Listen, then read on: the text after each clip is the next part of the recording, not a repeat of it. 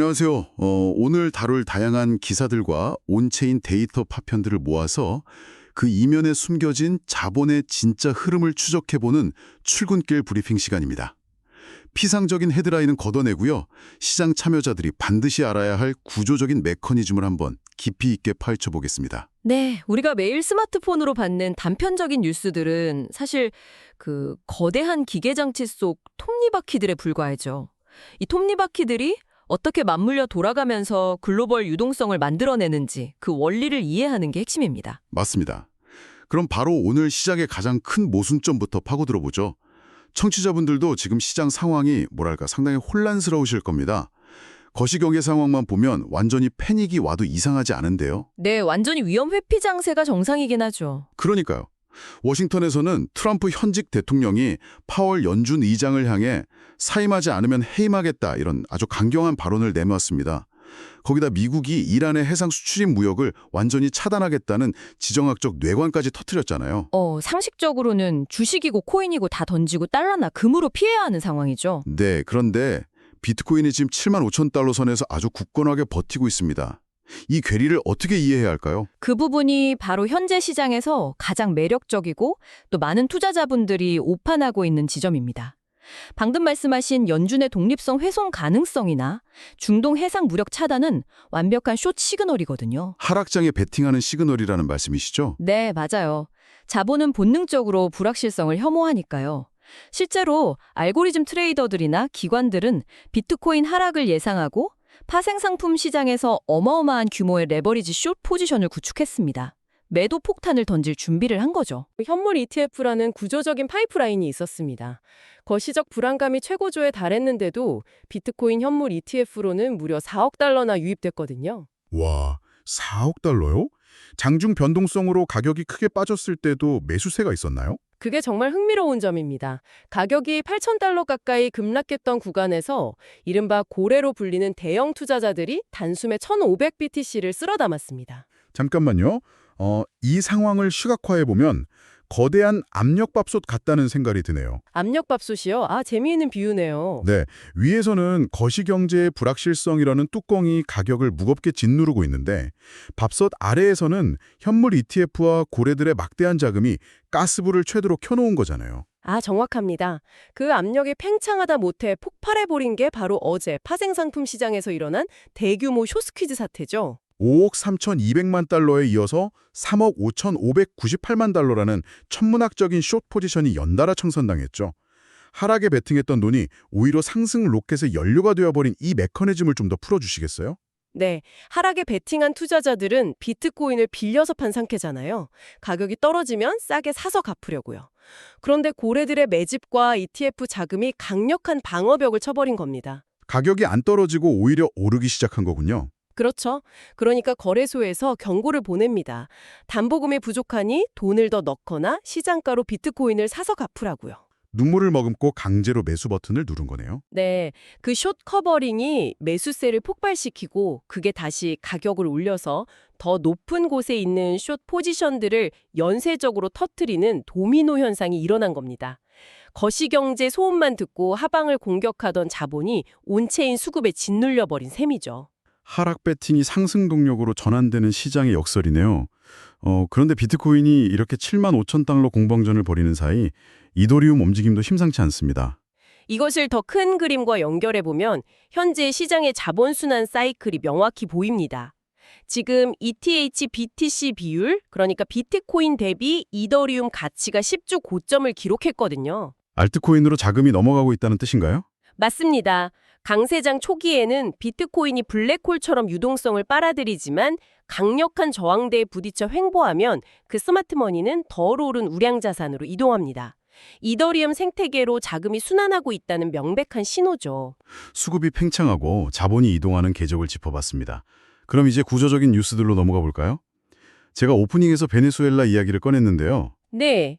스페인 에너지 기업 랩솔이 베네수엘라로 복귀해서 원유 생산을 대폭 확대한다는 뉴스죠. 맞습니다. 뜬금없이 들릴 수가 있지만 이게 이란 해상무역 차단 이슈랑 결합하면 결국 연준의 금리 스위치랑 연결되는 거 아닌가요? 완벽한 거시경제 나비 효과입니다. 미국이 이란의 수출입을 차단하면 원유 공급이 줄어서 유가가 급등하겠죠. 유가가 오르면 물류비가 뛰고 결국 인플레이션이 다시 악화됩니다. 물가가 튀어오르면 연준이 금리를 내릴 수 없게 되잖아요. 그렇죠. 달러 유동성 공급 파이프라인이 막히는 건데 바로 이때 랩솔의 베네수엘라 복귀가 구원투수가 되는 겁니다.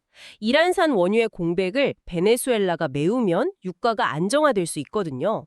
유가가 잡히면 소비자 물가 지수가 둔화되고 연준도 금리 인하 명분을 얻게 되는 거군요. 네, 지구 반대편의 원유 뉴시가 결국 코인 시장의 상승장을 뒷받침하는 유동성 환경을 조성하는 겁니다. 유가와 인플레이션, 그리고 연준 금리로 이어지는 이 정교한 도미노가 정말 흥미롭습니다. 자, 그럼 유동성이 풀린다고 할 때 이 돈이 어디로 들어올까요? 여기서 짚어볼 게 전통금융과 블록체인의 융합 이슈입니다. 리플이 교보생명과 손잡고 국채 온체인 결제를 추진한다는 소식이 있었죠. 네. 게다가 라쿠텐 원래 통합 소식까지 더해지면서 XRP가 6% 급등하기도 했고요. 스토리의 CDR 테스트넷 출시나 서울거래소 인프라 공급 뉴스도 겹쳤습니다. 이게 단순 호재가 아니죠? 네. 블록체인이 실물 경제의 척추로 이식되는 역사적인 순간입니다. 국채는 전통금융을 떠받치는 가장 거대한 무위험 자산이잖아요. 이걸 온체인에서 결제하면 금융의 규칙 자체가 바뀌는 겁니다. 기존에는 수많은 중개기관을 거치고 며칠씩 묶이는 결제 지연 리스크가 있었으니까요. 맞아요. 하지만 블록체인에서는 투명하고 즉각적으로 거의 무료로 결제가 일어납니다. 스토리의 테스트넷도 실물 자산 소유권을 온체인에서 증명하는 기술적 토대고요. 코인이 단순한 트레이딩 수단을 넘어서 실제 금융 인프라로 자리 잡는 거군요. 그렇죠. 최근 미국 SEC가 디파이 인터페이스 완화 정책을 내비친 것도 엄청난 촉매제입니다. 기관들의 진입 장벽이었던 규제 불확실성이 해소되는 거니까요. 규제 당국의 태도 변화가 결국 핵심 퍼즐이네요. 마침 차기 연준 의장 후보가 폴리마켓, 솔라나, DYDX의 주주였다는 소식도 들어와 있습니다. 네. 그리고 영국 중앙은행 총재는 스테이블 코인 전 세계 공통 규제를 촉구하고 나섰고요. 이런 소식들이 온체인 시장에 어떤 중장기적 의미를 가지나요? 여기서 정말 주목해야 할 흥미로운 점은 규제의 패러다임이 배제와 금지에서 제도권 통합으로 넘어가고 있다는 겁니다.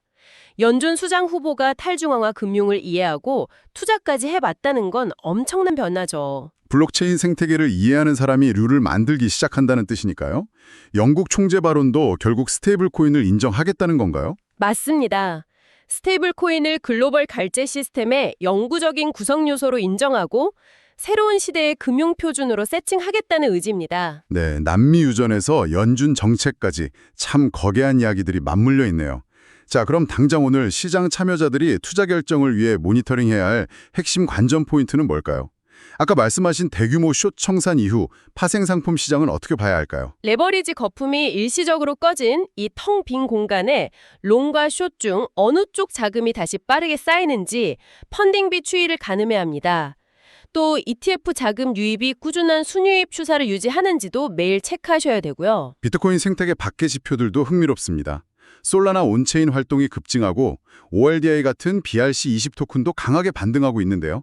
이게 단순 투기성 상승인지 생태계 확장인지 어떻게 구별하나요? 이것은 중요한 질문을 제기합니다. 구분하는 기준은 바로 온체인 데이터입니다. 거래소 가격만 오르는 게 아니라 실제로 사람들이 D앱을 하우하고 비트코인 네트워크 수수료 수익이 구조적으로 증가하고 있다면 견고한 실사용 가치의 증가입니다. 실제 사용 가치가 핵심이라는 거군요.